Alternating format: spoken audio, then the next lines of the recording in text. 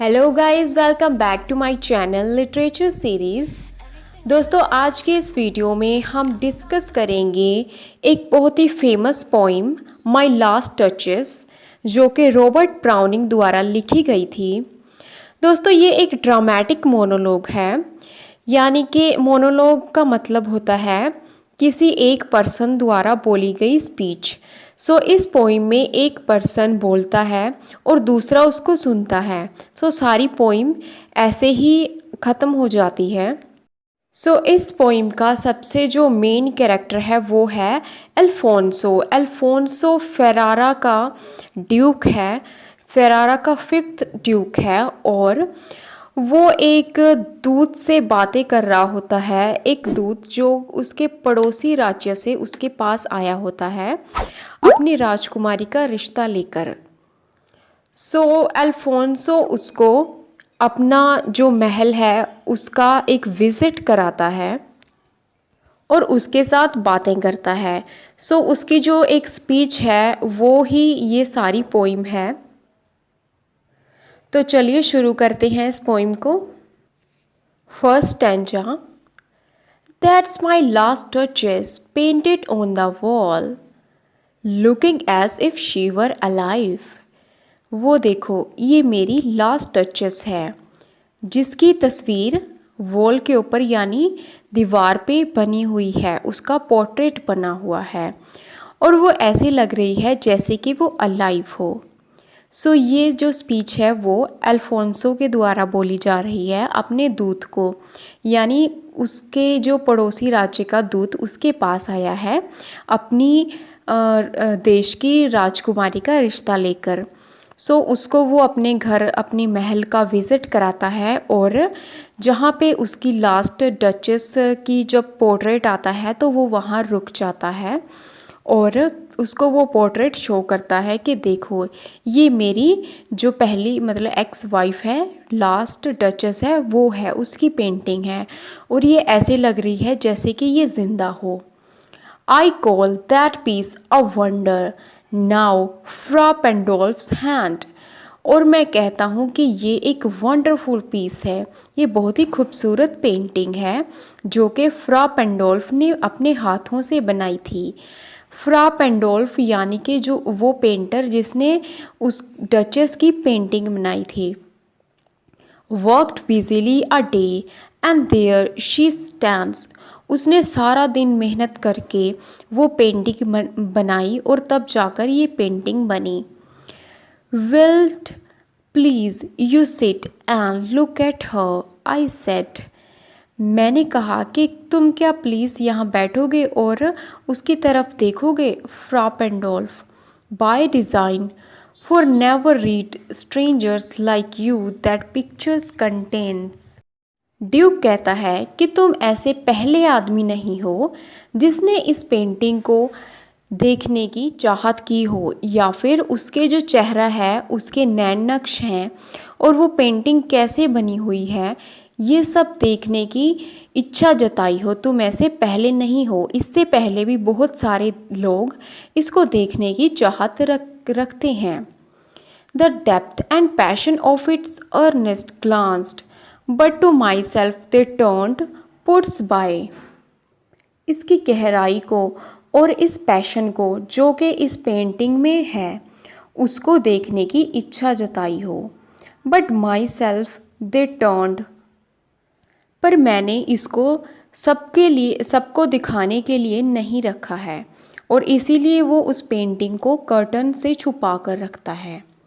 The curtain I have drawn for you but I and seemed as they would ask me if they durst.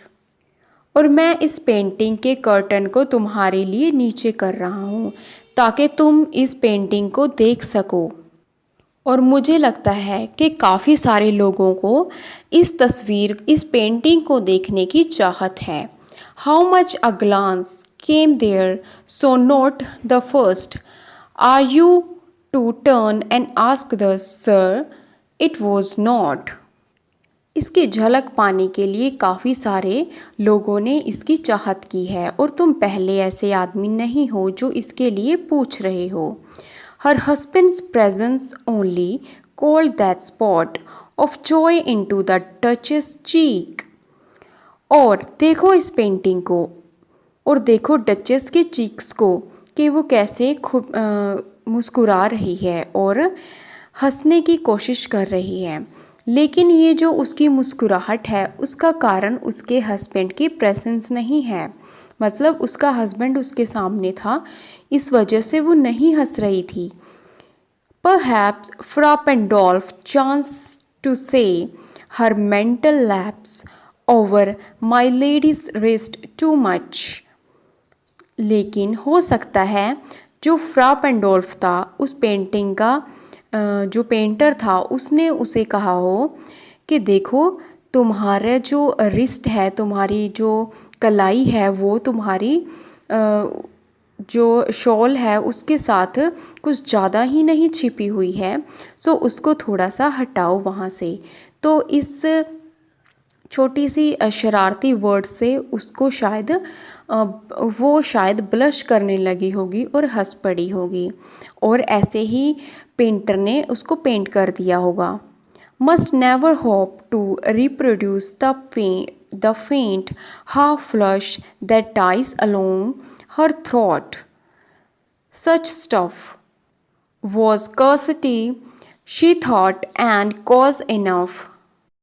और हो सकता है कि पेंडोल्फ ने मेरी डचेस को ये भी कहा हो कि जो तुम्हारी गर्दन के ऊपर ये अजीब सा लाली आई हुई है और तुम्हारी गर्दन इतनी खूबसूरत है कि मेरे पास ऐसा कोई पेंट नहीं है कि मैं उसको वैसा पेंट कर सकूं, सो उस वजह से डचेस हंस पड़ी होंगी। सो इस तरह के छोटे छोटे जो स्टफ़ है, यानी कि ऐसी बातें हैं, उसके जो चेहरे पर खुशी लाने के लिए वो बहुत थे। ऐसी ही छोटी छोटी बातों से वो खुश हो जाया करती थी। For calling up that spot of joy, so ऐसी ही छोटी छोटी बातों से वो खुश हो जाती थी। उसको खुश करना इतना ज़्यादा डिफ़िकल्ट नहीं था, बहुत ही ज़्यादा ईजी था, सो इसलिए वो हंस रही थी। She had a heart, how shall I say, too soon made glad, too easily impressed. सो उसका दिल कैसा था वो मैं कैसे बता सकता हूँ, मुझे खुद भी नहीं पता कि वो इतनी जल्दी खुश कैसे हो जाती थी और इतनी जल्दी इम्प्रेस कैसे हो जाती थी।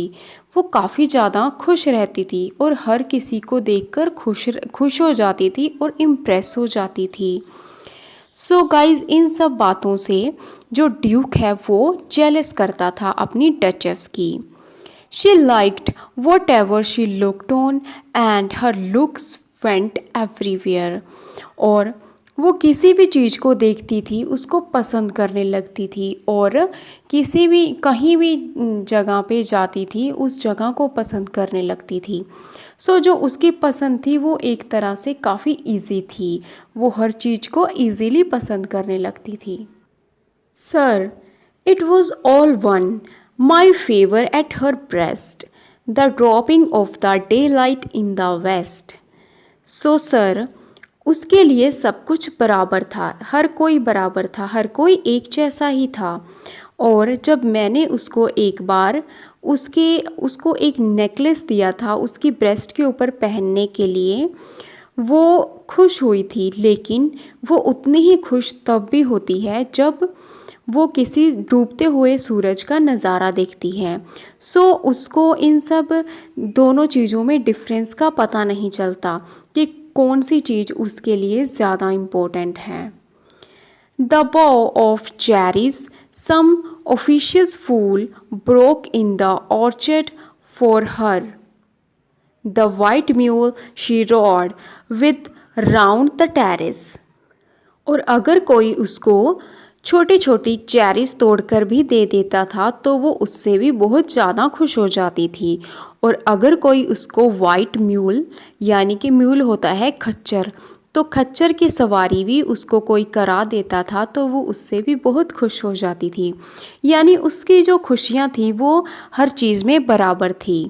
All and each would draw from her alike the approving speech और ब्लश एट लीस्ट। उसके लिए हर एक चीज़ बराबर थी। वो हर एक चीज़ को एक जैसा ही ट्रीट करती थी। या तो वो खुश हो जाती थी, ब्लश करती थी, और या फिर बस चुप रहकर ही उसकी एक तरह से अपनी नज़रों से ही तारीफ़ कर देती थी। She thanked man, good, but thanked somehow, I know not how, as if she ranked my gift of a 900 years old name. वो हर किसी को थैंक करती थी, हर मैन को, हर आदमी को थैंक्स करती थी, जो कि अच्छी बात है, लेकिन वो ये थैंक्स कैसे कर सकती थी? और उस थैंक को वो सेम जैसे वो मुझे थैंक करती थी जब मैंने उसको मेरे वो एक तरह से क्या कर रही थी, मेरे दिए हुए 900 मतलब 900 साल जो पुराना, जो हमारे पुरखों का, हमारे जो फैमिली का नाम है, एक तरह से वो उसको मिट्टी में मिला रही थी, क्योंकि मैंने उससे शादी की थी और उसको एक अपनी वाइफ का दर्जा दिया था, जो कि उसके लिए बहुत ही ज़्यादा कीमती था, तो उसको उसकी कोई कीमत नहीं थी। With anybody's gift, who would stoop to blame this sort of trifling? और वो मेरे इस बड़े सारे ख़ानदानी नेम और फेम की बराबरी किसी भी मैन के द्वारा छोटे से गिफ्ट से करती थी। और दोस्तों, इन सब बातों से जो ड्यूक हैं वो काफ़ी ज़्यादा जेलस फील करता था अपनी वाइफ से। और फिर वो कहता है कि अब इन सब जो उसकी सारी गलतियां हैं उसको ये रियलाइज़ कराने के लिए कौन उसके सामने झुके। मतलब वो खुद उसके सामने झुकना नहीं चाहता था, उसको बताना नहीं चाहता था कि तुम्हारी इन सब चीज़ों से मुझे दुख पहुंचता है। वो इस चीज़ को अपनी इंसल्ट समझता था। Even had you skill in speech which I have not to make your will। अब वो दूत को कहता है कि अगर तुम्हारे जैसा कोई छोटा मोटा आदमी होता, उसको उसकी गलतियों का एहसास दिलाने का, तो वो तो कर सकता था, लेकिन मैं थोड़ी कर सकता हूँ, क्योंकि मैं तो एक ड्यूक हूँ। Quite clear to such an one and say just this or that in you disgust me, here you miss or here exceed the mark। और यहाँ पे मैं तुमको एक बात क्लियर करना चाहता हूँ कि अगर मैं अपनी मिसिस को ये बता भी देता कि यहाँ पे तुम मुझे डिस्गस्ट कर रही हो, यानी कि तुम मुझे बैड फील करा रही हो, मुझे दुखी फील करा रही हो, तो वो शायद इसको समझती, एक्सीड्स करती। And if she let herself be lessoned so, और अगर वो इससे कुछ सीखती, nor plainly set her wish to yours forsooth and made excuse, और वो खुद को हो सकता है बदलती भी मेरे लिए। Even then would be some stopping and I choose never to stop. और ड्यूक कहता है कि अगर मैं उसको ये सब बताता तो इसका मतलब होता कि मैं उसके सामने झुक गया। स्टूप का मतलब होता है झुक जाना, और फिर मैंने ऐसा नहीं किया। आई चूज़ नेवर स्टूप, मैंने उसके सामने झुकना चूज़ नहीं किया। O sir, she smiled no doubt whenever I passed her, but who passed without much the same smile. O sir, she smiled, वो हमेशा स्माइल करती थी, इसमें कोई शक नहीं है, जब भी मैं उसके पास से गुजरता था। लेकिन ऐसा कौन आदमी है जो उसके पास से गुजरे और वो स्माइल ना करे? वो सबके लिए सेम ही स्माइल करती थी, चाहे मैं हूँ या फिर चाहे कोई और हो। This grew I gave commands, then all smiles stopped together. और इस वजह से मैंने क्या किया, कमांड्स दे दी, यानी उसका मर्डर करवा दिया, और इससे ही सारी जो स्माइल्स थी वो एक साथ ही बंद हो गई, स्टॉप हो गई। There she stands as if alive, और देखो ये ऐसे खड़ी हुई है पेंटिंग में जैसे कि वो जीवित हो। विलंट प्लीज यू राइज, और क्या तुम नहीं खड़े होंगे? वो ये सब दूत को बोलता है। We will meet the company below then, और चलो हम नीचे जाके बाकी के लोगों को भी मिलते हैं। ये सब वो दूत को बोलता है। I repeat, the Count, your master's known munificence is ample warrant that no just pretense of mine for dowry will be disallowed। और उसके बाद वो दोनों नीचे की ओर चले जाते हैं और ड्यूक उसको बोलता है कि काउंट, तुम्हारा जो काउंट है, तुम्हारा जो मास्टर है, वो मैंने सुना है काफ़ी ज़्यादा रिच है और दिल का बहुत अच्छा है। सो ये अगर मेरी और उस लड़की की यानी तुम्हारी राजकुमारी जो है उसकी शादी होती है तो मुझे पता है कि जो तुम्हारा मास्टर है वो मुझे काफ़ी सारा डाउरी देगा, काफ़ी सारी दहेज जो है वो अलाउ करेगा मुझे मेरी शादी में एज अ गिफ्ट के तौर पे। Though his fair daughter's self as I avowed at starting is my object. लेकिन मुझे तो सिर्फ तुम लोगों की जो डॉटर है, तुम्हारी राजकुमारी है, सिर्फ वही चाहिए, वही मेरी प्रॉपर्टी है। ऑब्जेक्ट का मतलब होता है एक चीज़ या फिर प्रॉपर्टी। सो वो उस लड़की को अपनी एक तरह से एक प्रॉपर्टी बताता है। Nay we will go together down sir, notice Neptune though taming a sea horse thought a rarity, which claws of Innsbruck cast in bronze for me। और यहाँ से जब वो नीचे जा रहे होते हैं तो ड्यूक उसको एक नेपच्यून जो उनका गॉड है उसकी प्रतिमा दिखाता है जो उसके रास्ते में उनके मतलब डाउन स्टेयर्स पे लगी हुई होती है। और वो जो प्रतिमा है वो एक स्टैचू जो है नेपच्यून का वो क्लोज ऑफ इंसब्रग ने बनवाया था ब्रॉन्ज से और ख़ास उसके लिए भेजा था। सो वो ये बहुत ही प्राउडली उसको बोलता है कि देखो ये जो प्रतिमा है वो ख़ास क्लोज ने मेरे लिए बनाकर भेजी है।